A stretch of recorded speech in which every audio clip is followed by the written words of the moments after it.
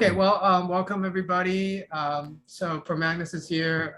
He's the person who runs this global thing that we're calling the DACA Data Arts for Climate Action. And so today I will be chairing this particular session on the first of the sessions on works in progress.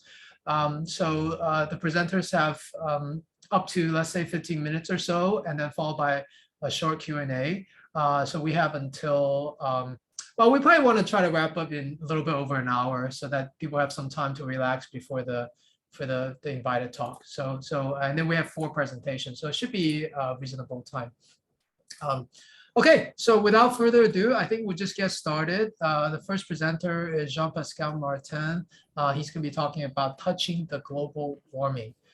So go ahead and take it away, Jean-Pascal. Yes, thank you very much. Hi, everyone. I'm very excited, of course, to be here and to share my work with you today. The funny thing with sharing is that it doesn't have the same meaning in the real world and the virtual world.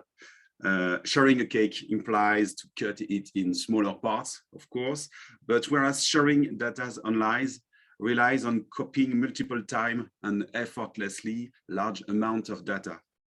This is so easy that data are everywhere. But I'm looking in the opposite direction. I want to make data physical. I want to design virtual 3D models that I can sculpt in the real world. So I work in Paris. My name is Jean-Pascal Martin, and I started to build sculptures 4 years ago. I was looking at that time at a generative algorithm, but I was often disappointed when they were driven by random values and therefore weren't conveying any message. And I found something interesting when I discovered the work of David McCandless. You know, he's a data journalist. He created the data vision, and he said that data is the new soil. And in my mind, there was a question, what would environmental data set and algorithm could produce? So this was one side, and I feel like all of you, I'm sure, so I will start sharing slides. Very concerned about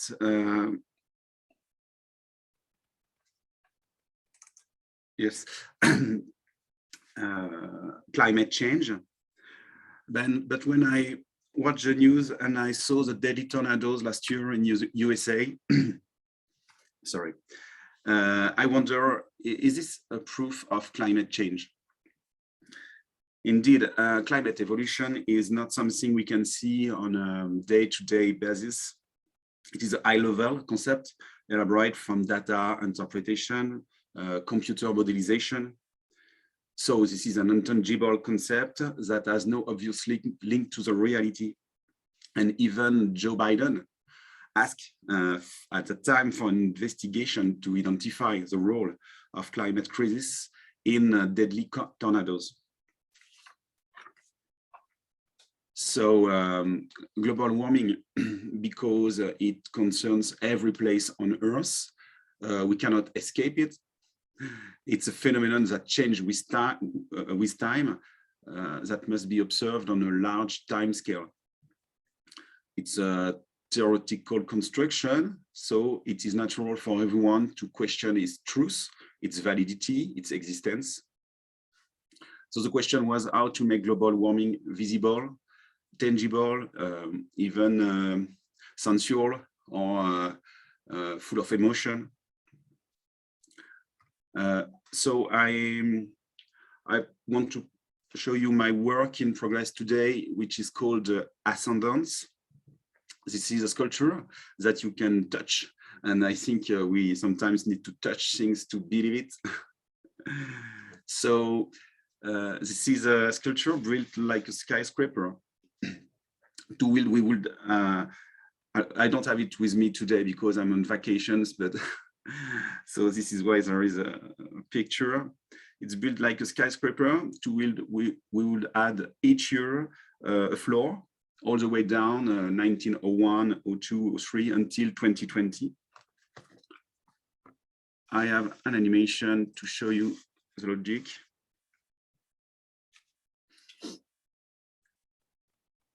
I hope you see the movie. So the shape of each year is defined by the global temperature for that year. The warmer years are larger, and the less hot on average have a smaller surface. And the monthly average temperatures are also visible if you rotate around the sculpture. It's January, February, March, etc.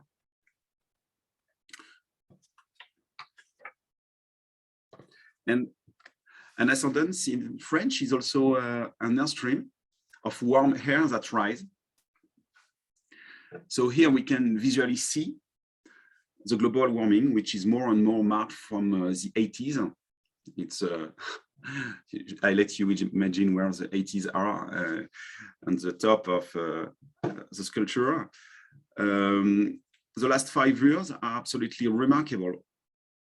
They are the hottest observed since 1850. And it's difficult for the human brain to grasp the 70 million of measurements that lead to the construction you have on the screen, and that you can touch in the future if we met. You know, so why is it? Do we have this shape? The warming is caused by the greenhouse effect. This greenhouse effect increases due to the increasing presence of CO2 in the atmosphere, which is due to the additional CO2 caused by human activities. There is no doubt on this logic. And unfortunately, we see that worldwide, the use of coal to produce energy is still growing, as well as that of oil and natural gas.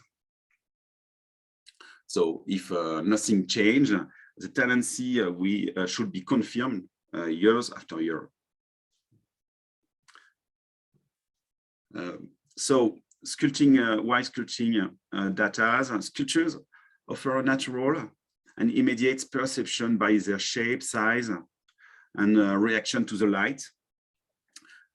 The estimation of the mass and its distribution is also intuitive. Feeling of balance or proportions allows us to appreciate it without thinking. It comes, the perception is first, and then the reflection can come. So it's very quick to analyze. You can observe the roughness or the shine to guess what the material is. You can look at the resistance, the solidity, and the sculpture can be observed so from many angles when you move around them. This is the same one. There is only one sculpture of this size.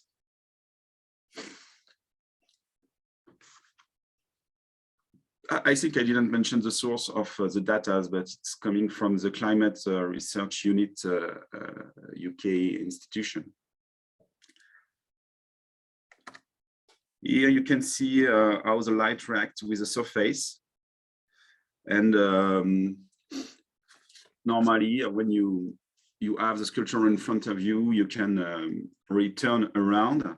I have a collection of smaller versions that was 3D printed, and I liked to give it from end to end. So this is this side, and you 30 centimeters high, and you can grasp it and give it to your neighbors. So it's interesting to touch it, to notice the heat, the granularity, the solidity, and check the weight. So I like sculptures that provide information in perceptual form and set the stage for conceptual understanding, in which trends and orders of magnitude are correctly perceived. So in this case, with 3D printing, to ensure the overall fluidity of the form, I added intermediate values calculated by B-spline. But when I built the big format, I did manual smoothing by using cohesive strips that cover 120 layers. And I added fiberglass and resin to consolidate the work. And the base is made of concrete. This is a choice I like because a significant part of the CO2 also comes from the transformation of limestone into lime to make cement and to produce all the concrete we have around us. Concrete is an important variable in the equation of the global warming. So this work is not over. I'd like to produce a local version, country by country. You can see samples on this slide. And it's interesting to compare local situation between countries. We can see that we are not equal regarding the climate change. What is true is in Austria is not in Hong Kong, France, or in the Svalbard. So I won't give more detail on each of those models. Maybe I hope to do it soon in the future, maybe with you if you want to collaborate, if you're interested in this work. Today I need to improve the production process to build those numerous ascendants. And I'm working to I'm trying to work with other materials like solid wood, clay, epoxy resin. So this is open. This is still open yet, and maybe you can help me if you have a 3D printer with clay or with concrete. I've seen some big one. It will be very interesting. So just to finish this presentation and before the Q&A, I am not related to university nor an agency, or I'm just motivated today by my passion, but I think it's a beginning. Ascendance is not my only data artwork. You can find my other attempts on my website. And I did work with various data sets like local pollution, biodiversity loss, biocapacity overshoot, or population growth, with the same logic to translate those data to something that we can see and have a direct perception with sculpture most of the time, but poster or some painting too. Okay, this is I hope it was interesting. I don't know how many times I spent on this presentation, but I'm open to discussion if you wish to. Thanks a lot, Jean-Pascal. Really, I mean, I feel like this conference is like designed for this type of work. It's really, really cool stuff. Does others have questions first from the audience or comments? I can ask something if that's fine. Go ahead, Miguel. Yeah, thank you. Thank you, John. If that's correct, how to say your name, sorry. It's Jean-Pascal. Jean-Pascal. Thank you so much for your work and the exposition. I'm wondering if you have any thoughts on the material that you're using and the feeling of the touch, the sensorial experience of the people touching the sculpture. Because you were saying this idea of the reflection after the experience in the sculpture. So if you have any thoughts on that, and regarding placement, where do you think that you are going to position these sculptures? It's site specific, or it's more open to, I don't know, any thoughts on that? Concerning the material, I'm very not sure of what to do. On one side, I like to work with very noble material. I like woodwork. I do woodwork on my on my time. And but you know, what if you want to convey a message? Some people tell me that data was something dirty. I hear this in a conference I made in Grenoble in France, and data was very dirty. It was something for the big companies, for the government. They use it, and it's not something you have to touch because it's dirty. And I thought it was very interesting to hear this. And in my mind, I was thinking that people have to take data back in there, and thanks to open data, everyone finally can use those data, and it will be very important to have a culture of data that everyone can use, and to prove it's not dirty. But as you know, concrete is a problem, as I said, but I like to build sculpture with concrete. And even if it's not wood or something that is very ecological, I think it's interesting to use materials that are not very ecological to prove the point.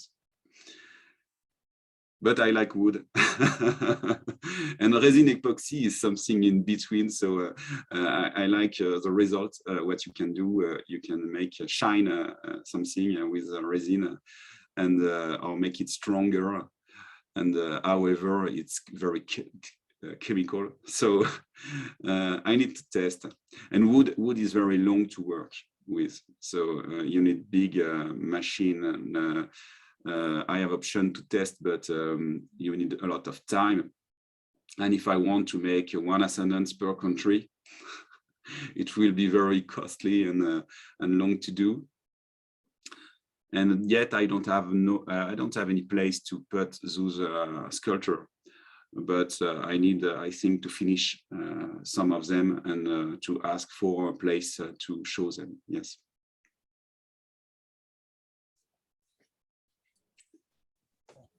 Thank you for your question. My pleasure. I was thinking when you were making all these small ones as well, if I can say something else, is that fine?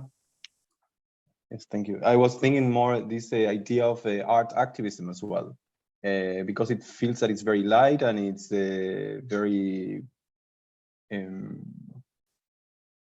that you can interact with it somehow. So I was thinking that the placement and and I'm wondering if you really need to ask for permission for that, if it's something that it's not something that's going to be there for a long time, but and then maybe a follow-up question on that. If you think about something of the communication of the piece, how do you communicate so people can get an insight of the work that is it's a lot of data, and it's very interesting to understand where it comes from. Yes, but indeed you need some explanation. I like not to give explanation at first, so people can see the growth, the phenomenon of growth, and then explain where it comes from. But there is no doubt on the growth. Some people told me to send one sculpture to Donald Trump. Yes, he needs to touch it to get it in his hand to understand when he was skeptical. So this is, I think it's a good way to make skeptical people in a position where they cannot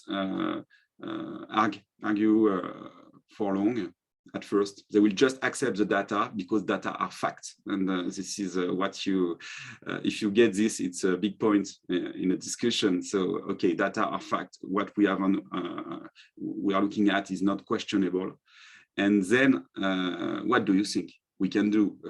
What do you think is happening? Even some people can say it's not the human who produce the evolution. Okay, but it's a beginning for the discussion. And you have on the middle of the sculpture a bigger part that goes smaller and then it goes bigger.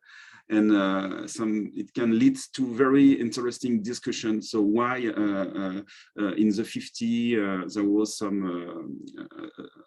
a bigger part, for example, and when you come to the details, you can get very interesting stories of the the century, and so a lot of things to do. And you're talking not about is there a global warming, but you're talking about a very interesting fact concerning the warming of the planet, decenny every 10 years. Yeah, so it's a tactic. Joe has a question as well. Let's then I think we have to keep going after that. Yeah, Jean-Pascal, thanks so much. And Ray, you know, I if there isn't time for a question, I can also leave it for later. No, go ahead. But it's fine, short. Yeah. Thanks so much for this. This is such a beautiful project, and I'm looking at it, and I'm thinking, you know, eventually, if you keep building it up, the sculpture is meant to fall over or topple, right? Yes. And that's an interesting kind of thing. I mean, does it degrade over time with more touch? Does the colors kind of fade away as well? Why do you think it should? I should use something that would last for years or not? What is your opinion?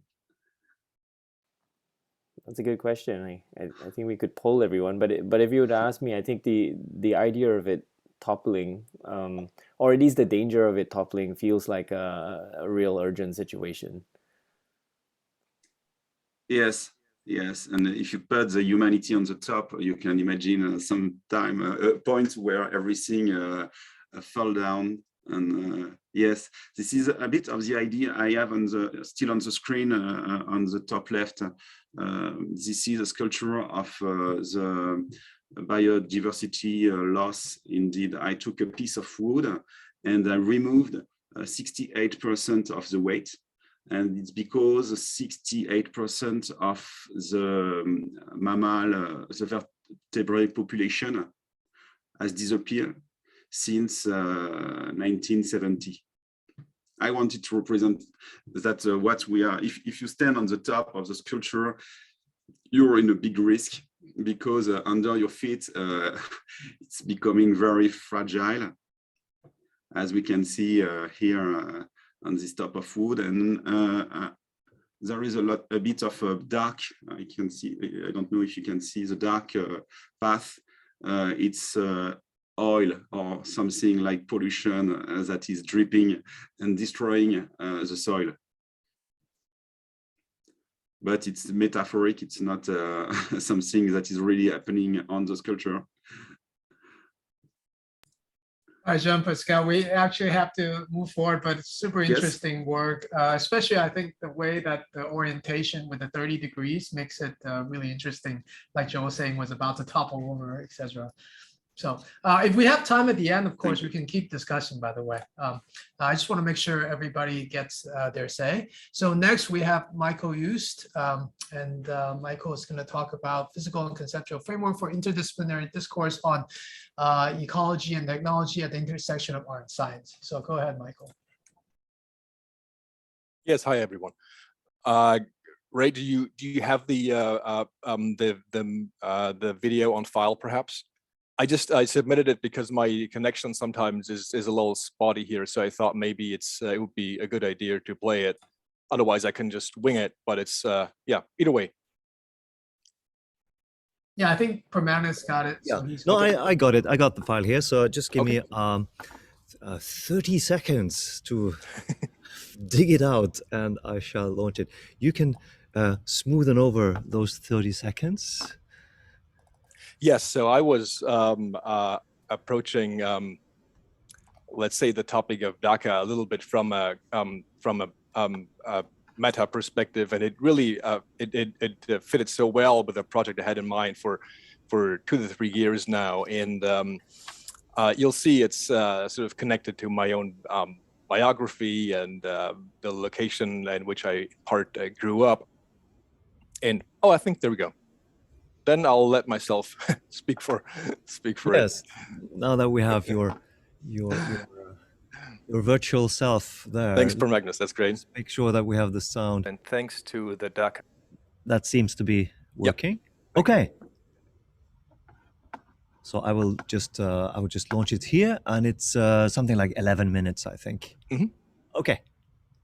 And thanks to the DACA team for their hard work in the face of, I'm sure, many challenges. Okay, let's go.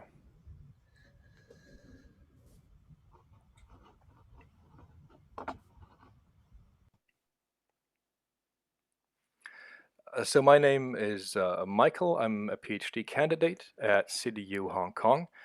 And I'm also an artist. I run a studio here in Berlin and also in Southeast Austria, which is going to be the focus of my talk.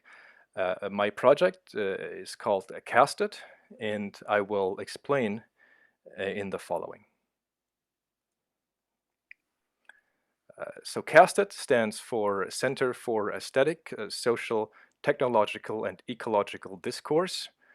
Calling a modest a place like this center is certainly somewhat tongue-in-cheek, but I think it also signifies a certain ambition to carve out a niche for something quite unique.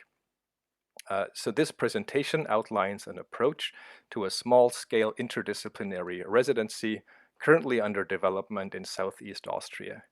I discussed the concept, its implementation, the physical manifestation, and multiple perspectives on long-term sustainability.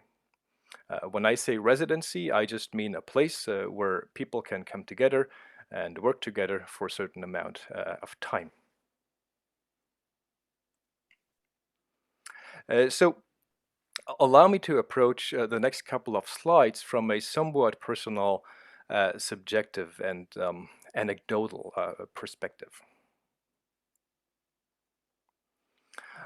So I'm half Austrian. My father is Austrian. My grandparents spent most of their lives in Graz. And they had a summer home roughly 70 kilometers east of Graz in Rohr im Burgenland, which you can see on the far right. And the house still exists, and it's the focus of my project. So here we are back in 1983. This is my grandfather, my father, and I planting a tree. And this was the house around the same time. It's a very modest place, and some of you in Austria may recognize the architecture. These houses were typically attached to vineyards, and the vineyard also still exists. It's in the back on the other side. And here is the front view. In the next slide here, this is also 1983, and if you compare it to today, not much has changed, thankfully. The one thing you're going to notice here, for instance, is that there is a lot of underutilized space, so to speak. So the place has a lot of potential, and this is what I have been thinking about over the last couple of years.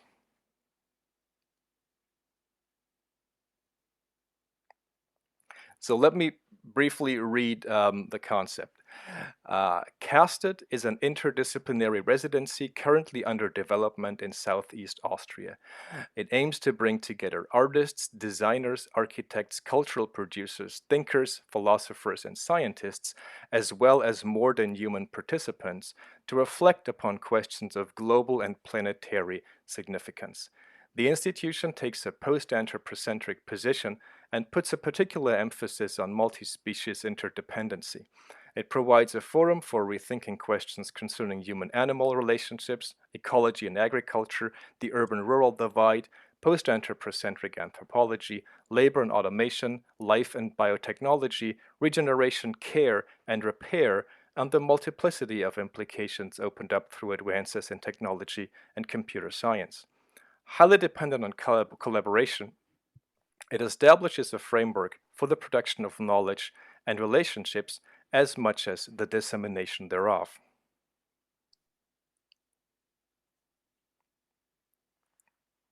So Here, I just visualized the associated fields as I've already mentioned them. And of course, what's particularly important is the intersections, the overlap, and the interactions thereof.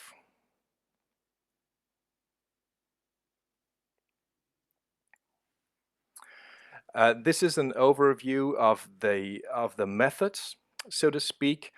I think many of them are quite self-explanatory.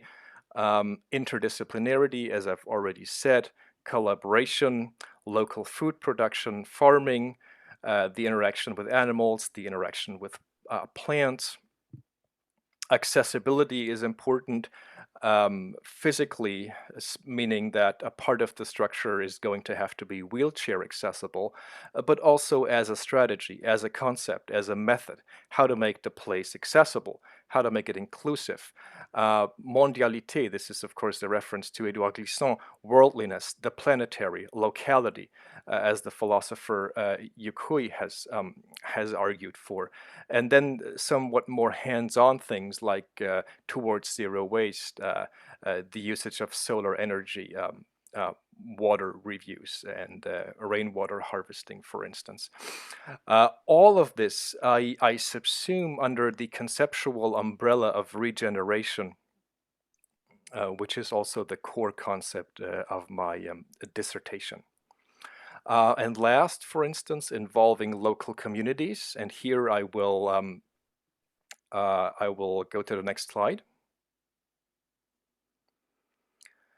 I don't have many references. I mean, as an artist, I've done several international residencies, all of which were great and all of which I have learned from a lot. There's one reference I quickly like to mention. This is, of course, the Académie d'été, the summer school of philosophy of the late Bernard Stiegler. Of course, I am in no way comparing my little project to this great school.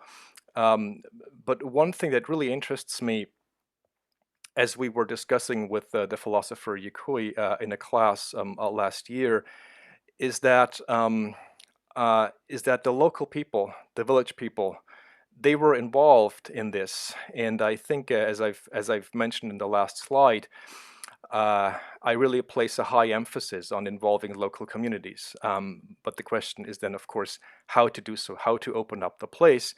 And I believe that maybe this could be a kind of a role model to do so. So collaboration, as I said, is very important. Here, for instance, universities, of course, Vienna, Graz, Linz, for instance, Ars Electronica, local resources, communities and institutions, art institutions, museums and galleries, residencies throughout Austria. This is, of course, not exhaustive, but I think these would be critical places to collaborate with. So here, just to further contextualize a little bit locally, we're here in the upper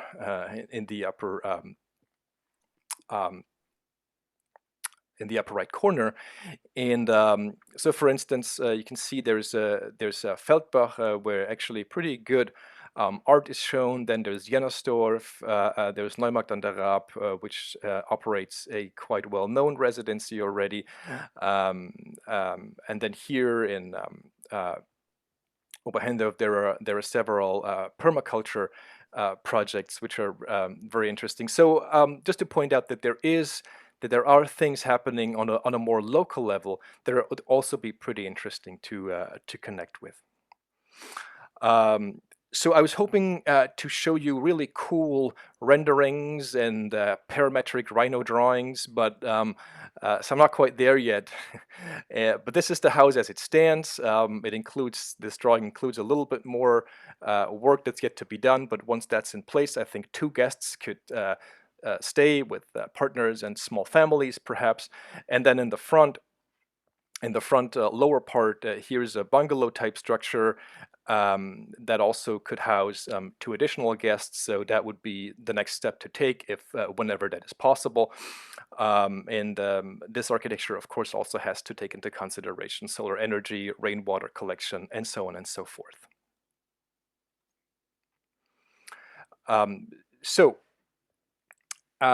How to proceed, how to make the place stable.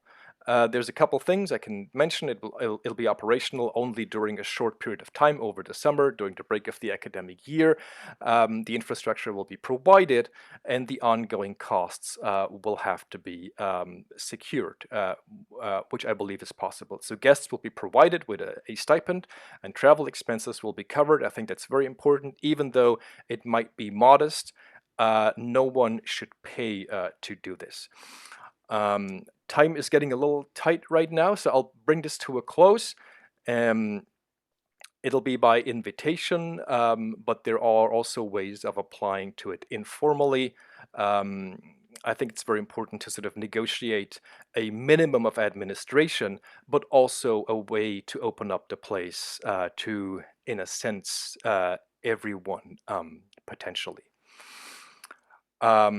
Good. Last not least, Casted aims to operate on a net zero carbon emissions basis. And I think this is already it. I want to thank the DACA team again for their hard work.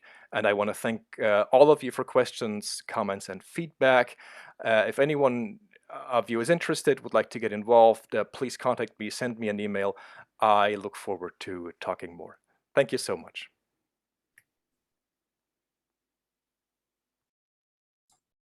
Well, thank you, Michael. Intriguing residency opportunity. Do we have any questions from the crowd? Yeah, thank you, everyone. I think there was a question from Per Magnus, if I saw correctly. Yeah. Is that? Yeah, that's right. I can Yes. voice What it is out. more than human? Right. It's just an interesting concept, and I figure that I just maybe it's not so important, but please explain it a little bit more. Right. I mean, I think, okay, maybe there are different definition or approaches to it. I think for me, basically, it's almost equivalent in a sense to non-human. But I think so I think it's any kind of being that is not human. But I think if you say non-human, that still sort of positions the human as the standard and anything else as a deviation from the human, right? Is it, in a sense, I think the attempt of saying more than human would be to avoid the I think to kind of avoid the hierarchy that non-human oftentimes seems to be implying. But I'm sure there's a lot of philosophy here that I'm totally ignorant of. But if you say more than human, that's one hierarchical level higher than being just plain old ordinary human.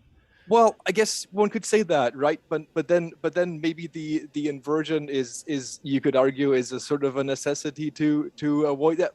I mean, I agree that you're saying maybe flattening the hierarchy would be the ideal, right? And instead of elevating, but I believe that even if we sort of invert the hierarchy, at least we're sort of pointing out that there is an attempt to sort of deviate from the standard of placing the human at the center of the let's say of beings in a way. And I would to a certain extent subscribe to that in this project as well as in my other work. Yeah, so I think that a residency or a place for contemplation, it's an academy finally of some sort, bringing people together. But of course, it's carried by your vision, by your interpretation of of history and how you place yourself in there. So it seems just from the outside that you're very much in a sort of Germanic thinking. It's a romantic thinking. It's about being very close to nature, and yes, we can be a bit conservative in relation to technology in particular, and that is a healthy thing to do, and certainly not to run ahead into it. Perhaps like what's happening in some mega cities in East Asia, for example, where the concerns are just so incredibly different. Now you have lived here in Hong Kong for a good while, so can you tell us something about how you see those kind of differences in Yeah. philosophical No, vision? there's a right. No, there's a lot in what you mentioned. I mean, I think so. I think really that the place. I mean, I would hope that it's doesn't. I mean, yeah, sure. Approaching it from a biographical perspective, of course, puts it on a sort of a romantic note, right? But this is, I think this is from my own perspective, but in a sense, the place is as much, I would argue, even though it's remote and kind of rural, and in that regard would be, one could argue, sort of closer to nature, whatever that means, than an urban setting. But I do believe that it should be as much as about a discourse concerning technology as much as a discourse concerning ecology or nature, or whichever we mean by that. But so to come back to your questions, are you're saying compared to sort of a high-tech urbanized surrounding, how would that be different? Is that what you were saying? I mean, maybe it's I mean, the differences is kind of obvious just in terms of scale, but in what way would Custard be concerned with technology? I'll put it that way. Right. Would you have a lab, for example? Would you do technical work at the residency? I mean, that's right. That would be. I think that would be pushing it a little bit, given the constraints in terms of also what is possible to do on a kind of a private basis. Because in the end, I guess it's sort of private public. I think it's about whichever. I think it's really the people who would be involved who are determining the discourse. And I think even someone who is sort of engaged in research concerning in a lab with like high-tech machinery and equipment, and I would hope that there is a chance to maybe take a step back from that and maybe spend a month in a setting that maybe allows for reflection and discourse and thinking, and maybe that wouldn't require the physical, the physicality of the lab, because of that, of course, that could not be provided and would not be there. But what it provides is maybe a conversations with like 2, 3, 4 other people, and an opportunity to give a presentation in somewhere in Austria.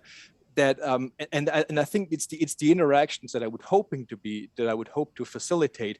Of course, that would mean or imply the chance to step outside of your whichever is your usual surrounding or your usual environment, and be in this sort of remote place, and maybe there is a chance for connecting to other forms of knowledge production and research, and I think this is really the sort of the ambition and the attempt that I'm making here. But did it seem to you, in a sense, to be on a conservative note? Because I think you were saying that, and well, I mean, I would hope it's not. But yeah, no, I mean, I don't mean that in a bad way at all. And I've myself been to a couple of residencies which actually were more like retreats in a way. So it has that. It definitely. I mean, how could it not? Right? Yeah. Right. Well, I see that there are some messages on the chat. I think Joel has some comment. We could probably have time for brief comments beyond that, but does anybody have any brief comments? Otherwise we're going to move on. Okay, I think we're going to move on. Oh, sorry. They're very interesting questions in the chat. Right. Yeah, so Joe, do you want to say a brief thing about that? Oh, the traveling. Yes. That's okay. We can discuss that. I would just say I would just say, with respect, real quick, to the I guess the romantic idea of the rural and the pastoral, that has been heavily criticized in I guess the environmental humanities in the last decade or so. It's not something that we need to throw out. I believe that there is a point for this, and it's becoming increasingly poignant now, especially with refugee crises all over the world, and seeing residencies not only as a place where people can go away and create art, but also a place where it becomes sort of a mecca, where you make a pilgrimage to a particular place for a particular form of solace, and in this case, this would be an environmental solace. This nice idea of an ecotopia, which probably doesn't exist, but one can aspire, right? So yes, let me just quickly address the traveling, and I was addressing that in the last slide. I just didn't mention it because I thought the time was getting a little tight. Absolutely, I think this is something to think about for sure. And there is, I mean, obviously, if someone is from, let's say, if someone is in Austria or Germany, then I think this is less of a concern, right? But of course, gathering people from around the world, I think, especially in the last 2 years, maybe all of us have come to reconsider the necessities and the implications of that, if not before that. So I think there is completely a chance for there to be a sort of an online dimension to this, or other ways of making the whole idea of traveling or being or physicality I mean, I think, of course, one shouldn't. I mean, I wouldn't want to dismiss the opportunities that are coming out of coming together and being together. And I think, but of course, there is. I certainly would not want to insist or imply to insist that at this point in time, it is a good strategy to have people fly around the globe to be somewhere for a month or so. And then the other thing that you mentioned, of course, this is what I think what I was also sort of, I guess, getting at in terms of making a place accessible, and what does that mean, and to whom, right, and to and how. And typically it means, right, making a place accessible to a select few people. This is what residencies usually imply, right? You apply and maybe you get in if you know someone, and then the question is how to, is that model just going to be replicated? Is there other ways of approaching something like this from a perspective of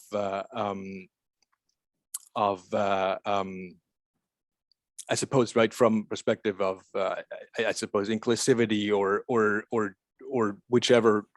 I think what you're saying goes into exactly the right direction, but I haven't quite thought this through, because given it a real precise conceptual framework is kind of becomes kind of challenging. So I'll have to figure it out as I go along with this. All right, thanks very much, Michael. Sure. In the interest of time, we're going to keep going. So I think Joel is up next from York University. So go ahead, Joel.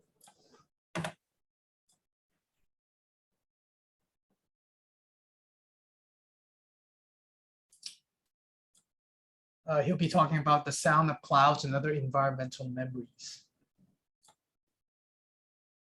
Okay. I'm gonna try to share my screen. Make sure I can share sound too. Okay. So I'm just gonna put this out here. I have some notes at the bottom, so just don't mind me, because I might be reading out from them at some point. So thanks so much again, Per Magnus and the DACA team. Is really amazing to be here, and I really wish we could have been here in person and share some amazing Hong Kong food with you guys. I grew up pretty close in Singapore, and I know Per Magnus, you were there for a while as well. I don't think we crossed paths, but I'm sure we have a lot of friends in common. But anyway, today I'm going to talk about this project called The Sound of Clouds and Other Sonic Memories. And it was only formalized, I think, about maybe about 6 months ago. through the Atmospheres of Sound residency program at UCLA, where I have been a resident artist since 2014, I think, and particularly working on this project that had to do with sonic art in times of climate disruption. Myself, as mentioned, I teach at York University in Toronto, Canada. So I'm speaking from there here. It's 2:49 in the morning, so I apologize if I'm not coherent most of the time. But most important thing over here, just my email address. If you have any questions or you'd like to get in touch, please feel free to do so. Another thing, I also direct our faculty's research unit in called Sensorium, the Center for Digital Art and Technology, as well as the Makerspace, and we look at things. We look at critiquing the frontiers of science and technology through art, but also think about things like digital access and literacies at the other end of the spectrum. I do a lot of work, I guess some of it which involves data visualization and some indeed with environmental stimuluses like the wind. I'm very interested in the wind and visualizations of the wind. But today, the project that I'm talking about takes on a slightly different focus, and I think I haven't again organized most of those thoughts around that and verbalize that, but I hope it becomes apparent as we go along. But to start off, let's listen to something together.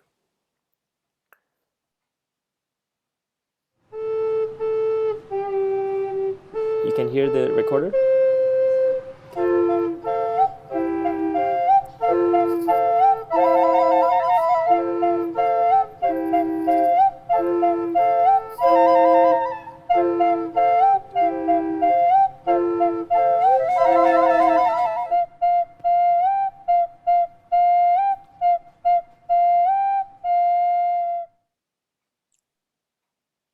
Yeah, I think that's really beautiful, and that wasn't anything that I came up with. That's actually a friend of mine, Ang Song Ming, a Singaporean visual and sonic artist, whose work Recorder Rewrite had about 20 students, I guess the equivalent of high school kids in Singapore, use this very traditional instrument that we've had as part of our pedagogy early on in the years.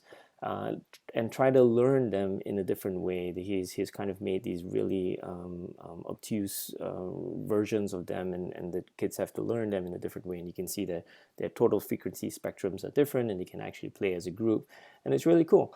And it was really nice and fun as well.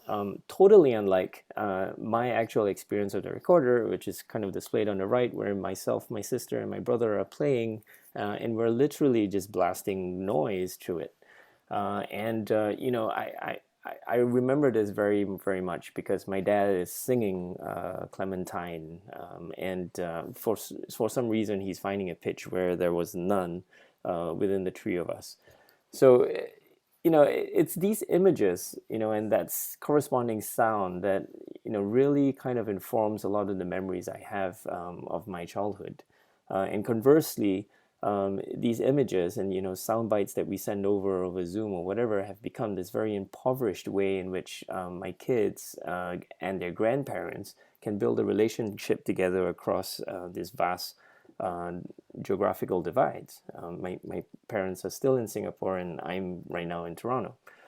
And so, the sound of clouds and other sonic memories just came out of this real feeling that images were just not enough to accentuate memories.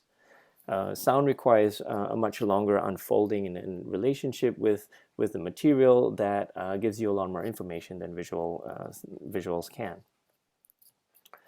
A little bit about this. About 10 years ago now, I volunteered at the Seattle Blind Cafe. And this was advertised as a transformative experience where sighted and non-sighted patrons could come together and share a meal and enjoy music together in total darkness.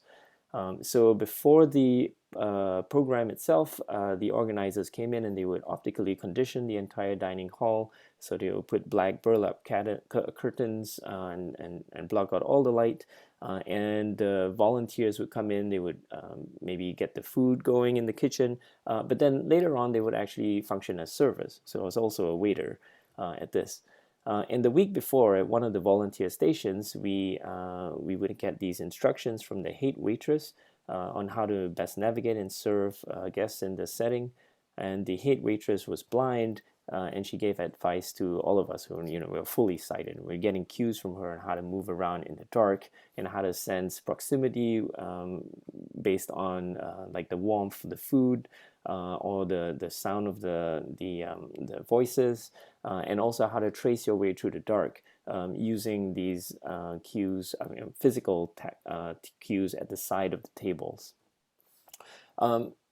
I actually asked her in one of our sessions, I asked her what her favorite sonic memory is. And she was really a little taken aback because it was a real, everybody was worried about logistics and things like that. But she replied very thoughtfully, and I thought very poetically as well. I remember her saying that it was the sound of rain, but in particular the sound of clouds that seemed to open up during a thunderstorm. And so I've based this project really on that memory and this kind of tribute to her resilience and her tenacity, and also her heightened sensibility in the environment and the poetry with which she remembers sound. And this project has 3 parts. There's an oral interview section where a person is quite asked pretty simply, as a provocation, what is your earliest or most important sonic memory? And at some point, this progresses to questions of like, what are sounds that you hear in the environment, and what are sounds that you're interested in conserving? And the second part of it, the interviewee is actually asked if they want to provide a photograph of their ears. And what I do is I sculpt it in a simple clay thing and attach it to a binaural recording system. And then field recordings are taken and manipulated through these ears so that you would, kind of have that symbolic gesture of listening through someone's ears. So there are a couple of experiments, I guess, that I've been doing. I've done about 6 to 7 or maybe 8 interviews now, and you can feel free to go ahead and listen to them or watch them, I guess. I wouldn't play them now for fear of time, but generally, please go to the website and you can take a look at them here later. Maybe I can drop that in the chat later. But the idea is that the interviewees talk about the sounds that they're hearing, and they're using text to describe these sounds. So there's a lot of visual imagery that goes with it as well. So for instance, Doling Manning, who's an indigenous scholar at Queen's University in Guelph, closer to Toronto, I can't remember which town. She talks about listening to a parent's voice, and she says you can't hear the difference between one word or sentence. Whenever their family comes together, it's a big party. They just float. And so my reaction to that is to go to a place where I know, where it's familiar to me, and I bring her sculpted ears there, and I listen to the waters somewhat through her ears. So these are conversations that play off, both the environmental sound and the memory of that environmental sound in the environment. So this is, I was thinking through this, and I asked myself, I'm asking what do sonic memories really have to do with the climate? And I have some answers which I'm happy to discuss a little bit more, but generally sound, I feel, is a gateway sense. A visual is totally like seeing is believing, but then sound is the gateway towards almost a re-embodiment of your entire multimodal sensorium. When people talk about sound, they start to feel temperatures, they start to taste, and they start to smell childhood delicacies. And so in these cases, this conversational structure provides a refocusing on the conservation of the environmental conditions that have sustained these memories. And the second part of it is also, what we mentioned just now, which sonic sensory ethnography is a way towards an expanded, more than human sensor. Here we go again, more than human sensorium that shifts away from human exceptionalism to begin to locate and acknowledge the multi-organism ecologies, such as in remembering the soundscapes of cicadas on a first date. That was one of the interviewees that she mentioned. Something else which was interesting also that came up was that our reptilian brains respond to sound very viscerally. So it helps us emotionally connect to sounds of urgency, such as the memories of natural disasters, extreme weather conditions, and warning systems, etc. There was one interviewee who talked about hearing earthquake warning sirens and being in a theatrical production that had deep rumbling and feeling the same palpable sense of fear that he had as a kid living in LA. And then climate mitigation is increasingly relational, meaning that unilateral approaches to climate engineering are not enough. Like just one rich white dude cannot save the world, however much he might think he can. So the latest IPCC reports released just last year proposed that indigenous leadership and teaching of their climate solutions is one of the ways to go. So sharing collective memories is a learning process and leads to more sense-making opportunities. This project, in terms of its form as well, there's no formalized component, even though there are recordings of interviews, but there are conversations that are kind of expected to continue and never really establish a fixed format. And I think that really is paying tribute also to an indigenous sense of sitting around and just talking things through and being a family and being with each other and having communion over food and talking through these issues and learning as well. Also, by treasuring these memories, could we approach environmentalism through a shared soundscape of relational nostalgia and love? As bio artist Jennifer Willett says, notions of love are typically eschewed by academia and science as romantic, popular, or religious, but love can also be interpreted as a radical political act in the face of instrumental rationality. Could we say that we love our environment? Could we say that the best way to conserve our environment is to find value in it and love, true love?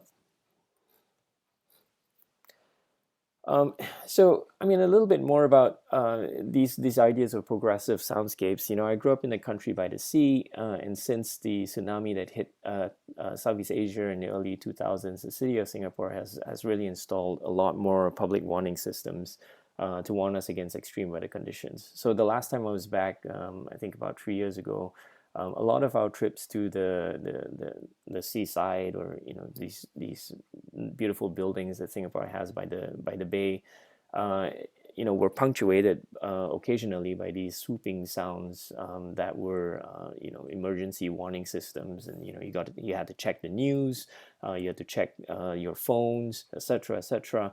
And these are all in preparation for an impending climate crisis. And so speculative biofutures are a way to move forward from the trauma of the past, right? To inject hope in the future that we can move towards. But it doesn't mean a schism with the past. We don't only look speculatively to the future, creating designs for a future that we're moving towards constantly. But we actually do live, as Christine Sharp would say, in the wake of prior injustices, violences, oppressions, and neglect to us, our communities, and our environments that we continue to live through. So to approach sonic memories is another way to realign ourselves with what we find valuable in our past and provides us with the motivation to conserve it in the present and the future. So this is a picture of the state of Toronto now. I know you may be in a warm country, but it's definitely not the case here. And I'll just leave us with this one quote by Neruda. What has taught me before I keep its air, ceaseless water, wind, water, and sand. And just note the way that just by speaking out this sentence, it brings so much of a multimodal sensory presence to your body. Thank you very much. Thank you, Joel. Fascinating work. All right, any comments or questions from the audience?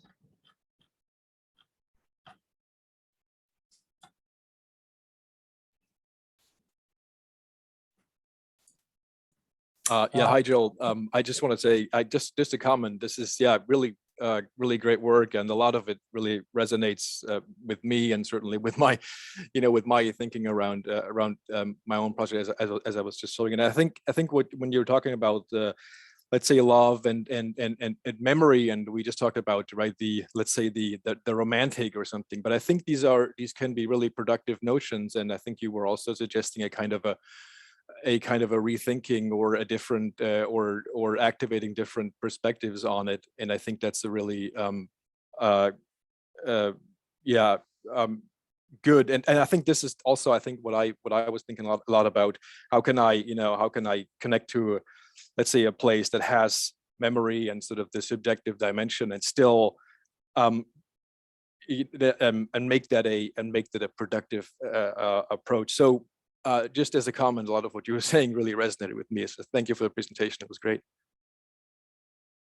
Yeah, thanks so much, Michael. I also want to say that, the way that you started off your presentation by giving your positionality and, a bit of your family history as well, I think that's really what it's about, There's a lot of,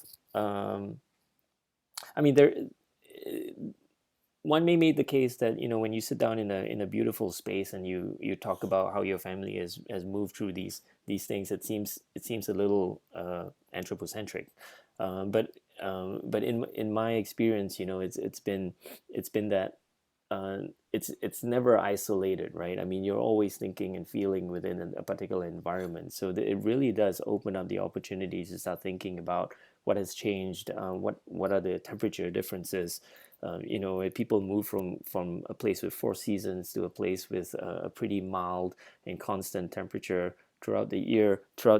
What happens to the overall sensation of sound, and when these things flatten and these things change, how do you preserve memories like that, and how does that lead to questions of conservation, I guess, of certain qualities there. Thank you. Right. I think we have to go on to the next session, I believe, right? So I feel like we really got to know each one of you through this exercise, I suppose. What your practices feel like, so I think this is the credit to this conference, to get all the interesting folks together. So I'm just like super happy to have shared this section and also get to know you guys.